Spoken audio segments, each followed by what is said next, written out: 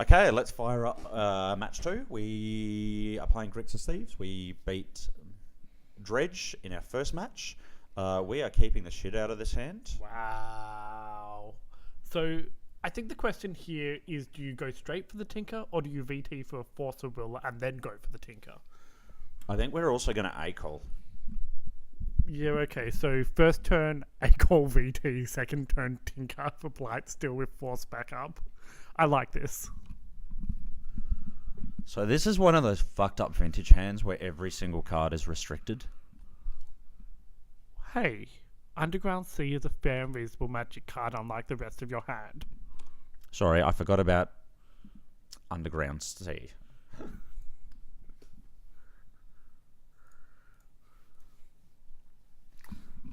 So VT, as we mentioned before, to get started.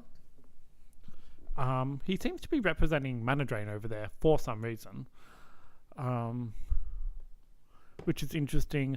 I feel you want to play Mox Sapphire even and then pass turn, which means that you don't accidentally get Mindbreak trapped, and it forces them to use mana on his turn if he decides that he does want to have a fight over that. I think we can also rep Red Blast, and are we going to A-call in his upkeep, or are we going to A-call at the end of his turn? A-call upkeep.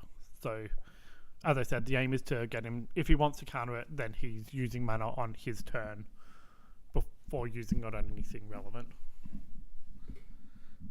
So, the fact that he's holding here for so long means that he definitely has a counter spell of some kind, but it also means that he's not sure if it's relevant to be using on the Vampiric Tutor.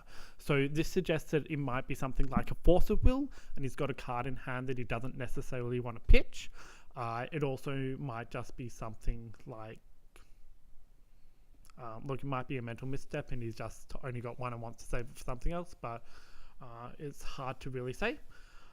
As I said, we're just going to put a Force of Will on top of our library to give ourselves some protection against the when we tinker next turn. I'm also not going to run out the Mox here as he's on red, so he might be able to resolve Dak, and I think I'd just rather just hold the extra Mox up. Yeah, that's fair, and as we said earlier, we're going to Ancestral Recall in our upkeep. Oh, his upkeep even. So let's get this A-call going.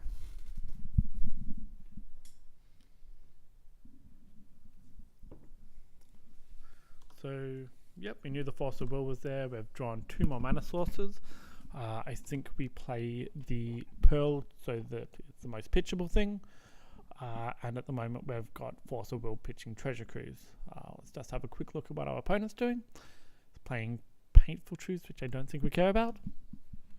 So we'll leave the Painful Truths and hope that we draw another blue card, because I'd really like to be able to cruise at some point in the near future as well. I'd prefer to just win before we even get to that point, but that's me. And once again, we're actually doing a fairly good job of just playing around Mindbreak Trap by not having too many spells on the stack. We do start a can of war over this, so wow. Okay, so he almost definitely has Dak, given he just let Tinker resolve. And he didn't actually wait too long, so let's just see what else. He's got Jace.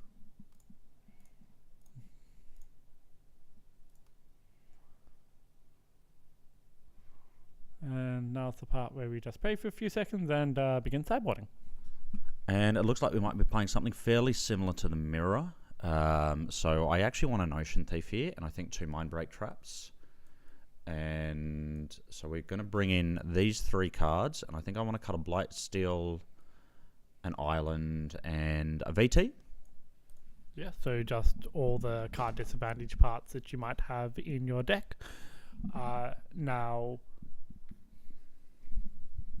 So we're keeping the Abrade, despite the fact that it doesn't look amazing, because it just gives us an out to like a Time Vault key combo. We're going to keep Tinker as it's a tutor for Vault key combo. and everything else we're doing is already designed to just beat on blue decks that don't. So we're going to roll with that. Usually in the Grixis style of decks, you're not going to see the Wasteland Strip Mine kind of cards, maybe a singular Strip Mine, but it's worth boarding out the basic just to give yourself and just streamlining yourself a little bit. The reason you have those extra lands in your deck is going to be because of playing against landstill and shop type decks, and you've just got a little bit of extra value. Now, here we have a library in our hand, and we've got 7 cards, so we're keeping. Yep, library on the draw. This is a snap keep. Even if we didn't have the blue source, like the rest of our hand is a bit iffy. We're not necessarily super enthusiastic about having like a ruby, a strip mine, and a mana crypt. I think I'd rather have counters for those, but given library on the draw is just the tits, we're going to roll with it. Sensei's Divining Top is actually really good in a library hand as well, because it acts as a pseudo extra card. If for some reason you do go down to 5 cards, you can draw for turn, draw off top, and then get back right up to 7 immediately as well. Alright, so opponent's going to cast A-Call, and we're going to be happy to let him have an A-Call, because library is just straight up better. Okay, and now we begin. So we're going to library on his turn, I think. I'm kind of keen to library now, so we can play out a ruby. How do you feel about that?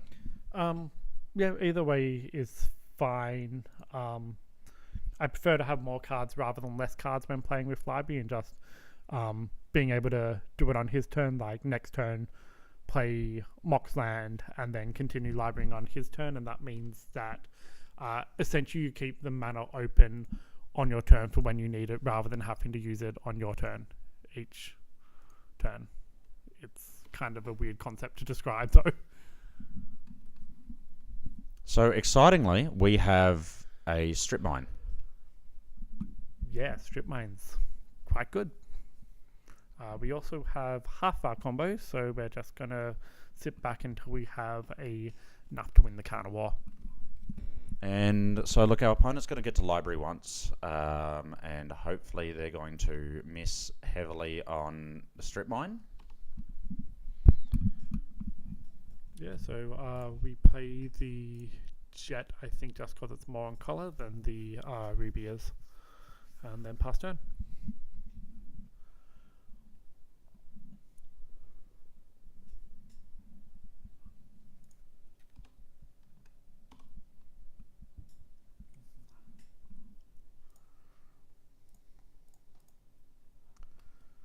And once again, we're going for just library in his turn and holding up as much mana as we can. And so I'm going to take out that stop in the draw step, and we'll just draw a card. Sounds good.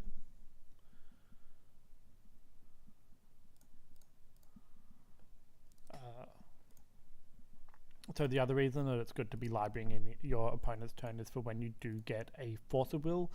You can library up to 8 cards, Force of Will down to 6, and then draw up to 7 on your turn, and then continue just functioning like you normally do. But we just slow play lands here, and another Mox. Mox or top? Yeah, top's fine. So I want the top here just so I can start. Alright, we'll let him misstep, that's okay. Yep, that's perfectly fine. Hold the mic for a moment. Let's draw now.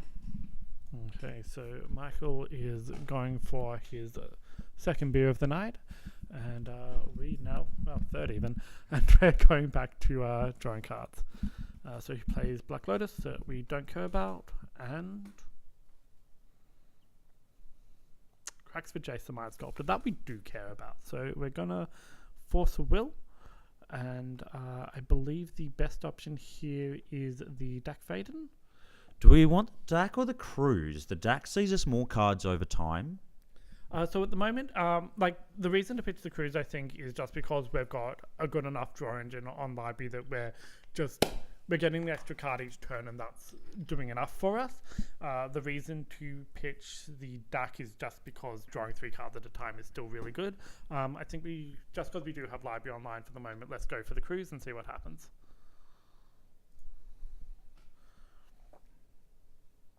Okay, so he counters back with a red blast, and it's still fine because we've got the library online. We just have to hope that he doesn't pull too far ahead. We are on 6 cards to his 5 though. So next turn we're going to go down to 6 cards next turn, because what we're going to do is play something like Ruby. I think we're going to play Ruby Dak. And from there, so we're going to draw up to 7, we're going to library, we're going to Ruby, and then Dak. Okay. Yeah, that doesn't do anything yet.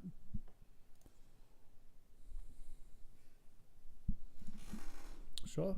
So are we doing this just to get card advantage, or do you think it's worth just continuing to do the library thing and just like at the moment, library and Jace are essentially at parity with each other in that they're drawing us 1 extra card per turn. The main difference that we've got here is that he does get more card selection from Jace, and we are off the single card from library. So that just really gives us a little bit more filtering, but it means that we're a little bit behind in terms of being able to force stuff next turn. So I'm keen to cast the deck right now. I want to be able to see something like 4 cards a turn. Yep. I figure being able to see 4 cards a turn actually gives us a better chance than... it basically puts us further ahead than just basically drawing 1 extra card. So he's drawing 2 cards, but he's drawing the best of 4. Whereas us just drawing 2 cards a turn is not quite so exciting. So look, we're okay with him forcing again. Yep. At some point, we're going to cast a Yorg's Will, and it's going to be an amazing moment. Yeah, that sounds really good. But just having the extra cards is really nice as well. Just like the fact that we do have more cards than him for the most part, but we're really wanting to draw something else, such as a Jason Myers Sculptor like he's got, or something like one of our draw spells, Ancestral Recall or Dig Through Time. So do you want to... That's nasty. Do you want to talk through a bit about why you did switch from the Painful Truths like he's got over to the Preordains? So the reason I ended up using Preordains instead of Painful Truths is I found that I was never casting the Painful Truths. I just always wanted to... I always had better things to do. So at the end of the day, I would rather...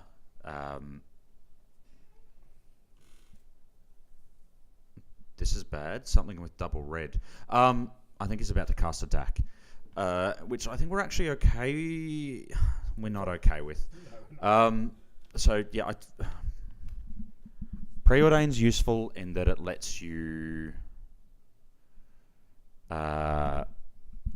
just filter a bit quicker and easier for less mana, and pitches to Force of Will. Yeah. So essentially, the fact is you just don't want to be tapping out for 3 mana in a format where interaction is so important on the other player's turn. I think it's actually completely okay to tap out for... Oh, fuck off. So we should have cast the Preordain. Yeah. Whatever. We will deal with this. We're getting well behind at this point, unfortunately. Yeah. So... Game 1, from what you saw, is what we call Broken Magic, which is just where we play all the stupid cards that exist in the format and we just get there. This is what more vintage matches end up as, which is just straight attrition. And whoever has access to the better card draw engine at the end of the day is going to be doing better than the person who isn't. So we've got Library, he's got Jace, and we're not on our library at the moment. We do, however, have a combination in our hand of Time Vault and Voltaic Key, which I've heard is quite good. We can follow it up next turn with Yawgmoth's Will into the same. So we'll just see exactly what he does here if we do cast a Time Vault. He's very likely to have interaction at this point. The problem for him is whether or not he actually has another Force of Will specifically. He's in a bit of an awkward situation here where at the moment... Yeah, okay, so the awkward spot for him is he's got a lot of cards that are actually relevant. So he's got a lot of interaction. He's going to have something like Flusterstorms, Red Blast, Mana Drains. The problem is with artifacts is he needs a misstep for the key, and he needs exactly Force of Will for the Time Vault. And it looks like we've managed to... He let the key resolve for whatever reason, and he didn't have the Force for the Vault. Yep, what Michael said there, and just... As I said, a lot of the time it is attrition, but you can still do things like this. Anyway, we'll be back with you at the beginning of the next round.